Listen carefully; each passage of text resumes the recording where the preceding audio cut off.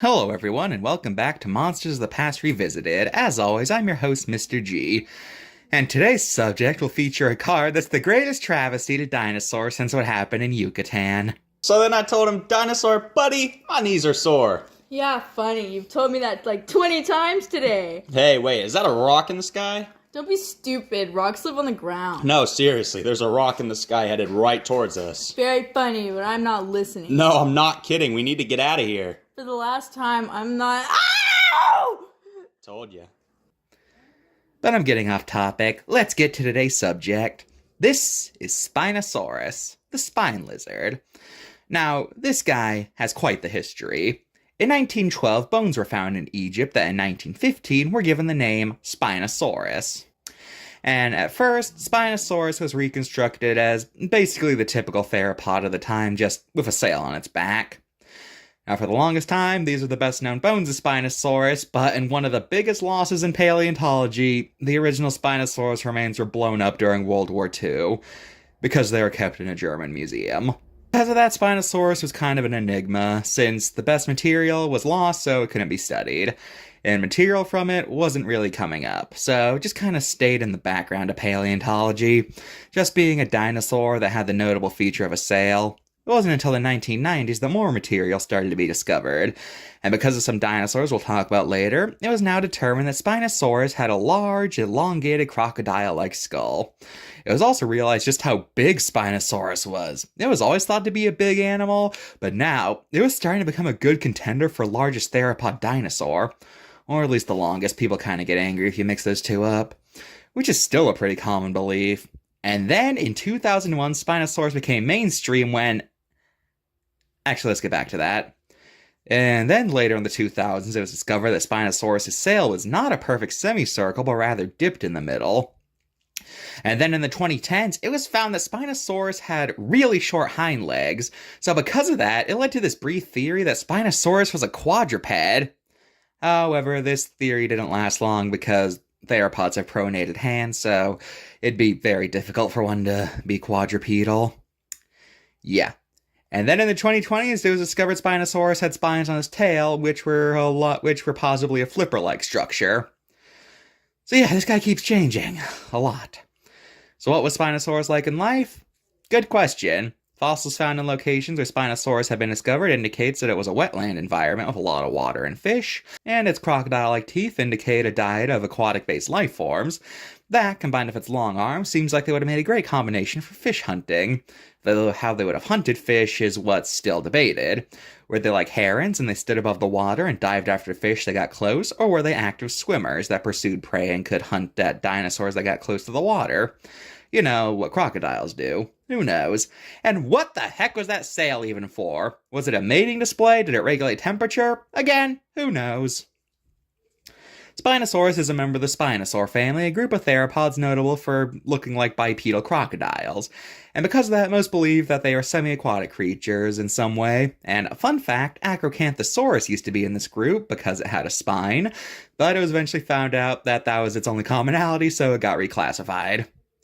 Now, the second most famous member of the Spinosaurs is Baryonyx, Heavy Claw.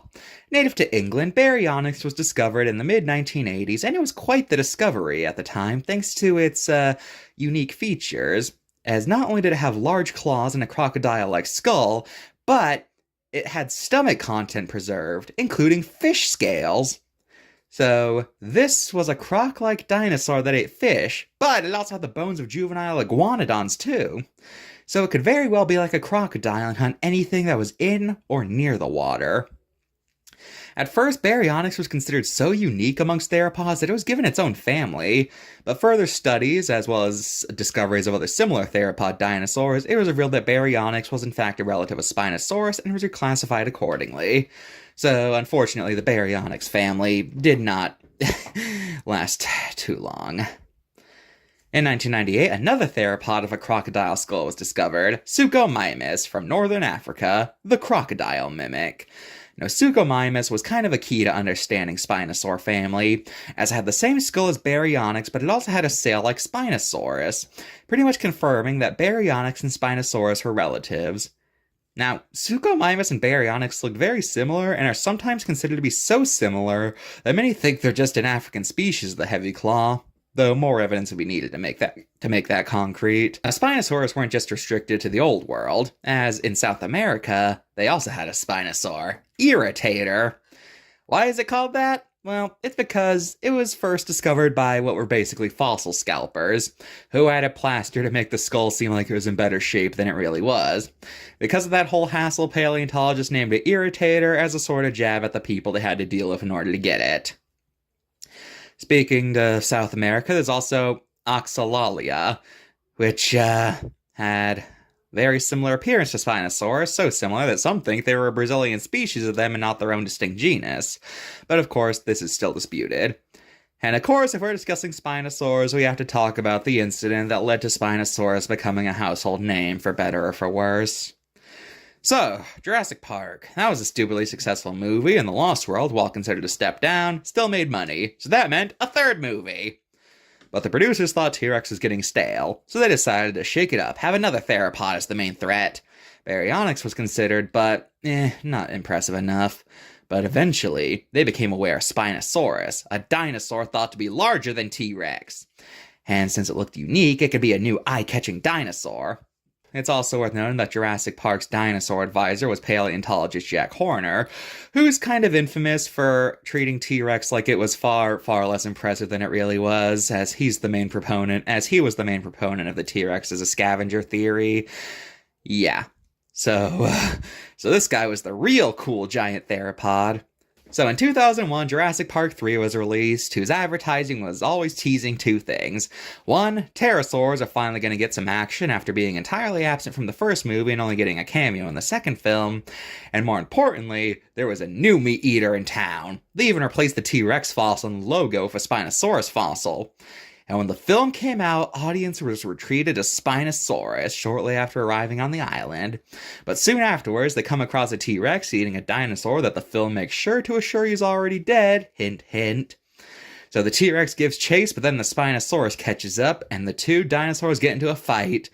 But the T-Rex quickly goes down and gets its neck snapped, with Spinosaurus then becoming the only large theropod threat in the movie. And just like that, Spinosaurus became infamous. Now, the quick fight where the T-Rex gets quickly dunked on was not the plan. It was going to be a much more elaborate fight, but technical issues led it to being shortened to what we see in the final film. But regardless, Spinosaurus sure did become well known after this, because seeing something effortlessly kill what the general public considered the most powerful creature on Earth for the last few decades sure caused people to get upset. And this led to endless debates as to whether or not the results are scientifically accurate. In fact, it got to the point that there are some people out there who seem to think that these two are genuine rivals in real life, even though they lived in completely different continents and completely different time periods. Yeah. And since then, if a Spinosaurus and T-Rex appear together in media, it's likely they're gonna fight. And quite frankly, this is a debate that I will throw my hat into the ring towards, because I have become a lot more open to the concept of versus debating over these past 5 years after I realized that I was mostly hanging around in the wrong corners of the internet who told me nothing but horror stories that were truly not true. So, T-Rex versus Spinosaurus is actually a lot more complicated than one might think, because it has a lot of on the other hand moments. If Spinosaurus was primarily a swimming dinosaur, it would have a disadvantage on land, while T-Rex would be advantage on land, but not in the water.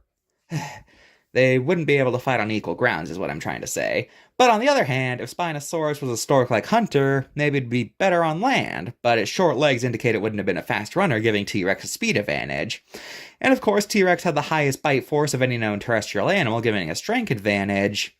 But on the other hand, Spinosaurus was contemporary with a large theropod known as Carcharodontosaurus, and we do have fossils that indicate they could have gotten into conflict.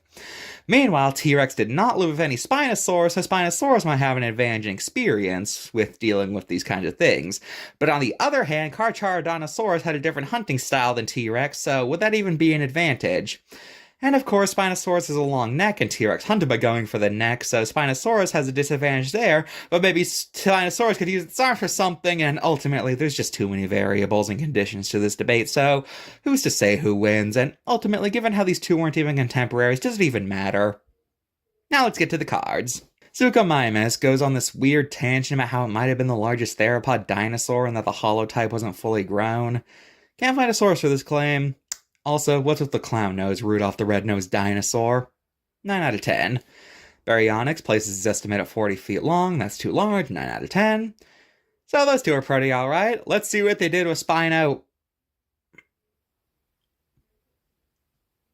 1 out of 10. This video's long enough. Well, that's all for this episode. I'll see you guys next time when... Wait, where am I? Mr. G of Mr.G Productions. I am here to congratulate you. For what? You have had an epiphany about versus debating, and as such, you shall be rewarded greatly. What?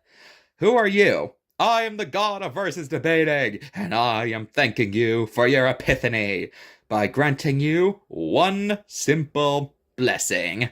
What? Boop! What did you just do? Now you can never lose a versus debating matchup. What? So am I the most powerful being in fiction then? I never said that, I just said you would never lose. So what, if I get in a fight with someone from another series that'd like die of a heart attack or something? Basically something like that. So I'm untouchable if it's someone from outside my series? Oh yeah!